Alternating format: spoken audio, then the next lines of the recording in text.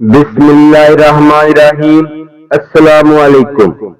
बाज़ औक़ात इंसान भरोसा भी करता है, मेहनत भी करता है, तवक्कल भी करता है, लेकिन रिजल्ट नेगेटिव निकल आते हैं। इसकी क्या वजह हो सकती है?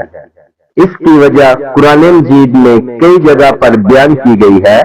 अल्लाह कहता है कि तू अपनी गलतियों से बीमार होता है, शिफा मैं देता हूँ, क्योंकि आपको इल्म दिया गया। आप दीवार तक देख सकते हैं, दीवार के पीछे नहीं देख सकते।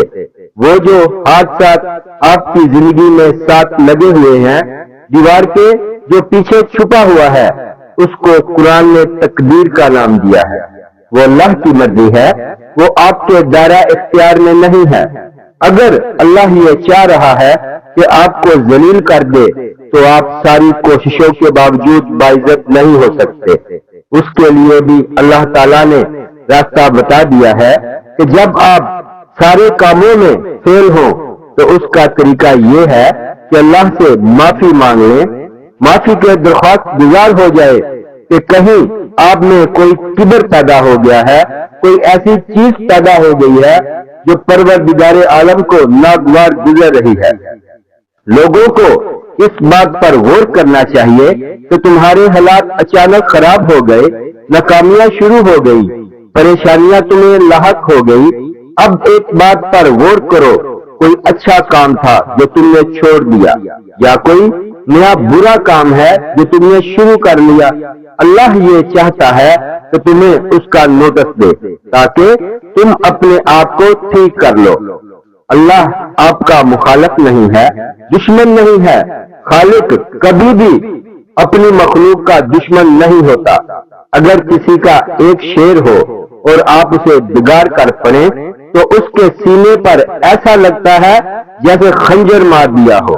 ये बात पसंद नहीं आती शायर को कि मेरे शेर को बिगाड़ दिया जाए, तो खालिक को ये बात कैसे पसंद आती होगी कि उसकी मखलूक को कोई दुख हो। उसे तलाश करना पड़ेगा, खोजना पड़ेगा कि खता कहाँ है, गलती कहाँ है, भूल कहाँ हो गई है। ये बहुत जरूरी है। जिस किसी के भी हालात में ऐसी परेशानी लाहक हो, उसको चाहिए कि वो उसके बारे में बैठ जाए और अल्लाह से गुजारिश करे और अल्लाह से माफिया मांगे। कोई वजह नहीं कि अल्लाह आपके हालत को तब्दील ना कर दे। अल्लाह बड़ा मेहरबान रहम करने वाला है। आप जरा गौर कीजिए कि यूनुस अलैहिस्सलाम को अल्लाह ने कहा कि अपनी उम्मत को, अपनी कौम को बता दें कि मैं इन पर अजाब भेजने वाला हूं। जब उन्होंने बताया तो पूरी कौम सजदे में गिर गई। अल्लाह ने अजाब को टाल दिया, उस अजाब को जिसका हुक्म हो चुका था। तो अगर आप सजदे में गिर जाएं, सजदे में गिरने का मतलब यह है कि अल्लाह के लिए अपनी फरमाबरदारी बढ़ा दें और अपने अंदर आजिज़ी पैदा कर लें, तो आपके बिगड़े हुए हालात को अल्लाह ताला संवार देगा। अल्लाह ताला हमें अपनी अताअत करने की तौफीक अता फरमाए।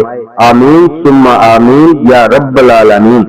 अगर वीडियो अच्छी लगी हो तो लाइक करें और अपने दोस्त अहबाब के साथ शेयर जरूर करें।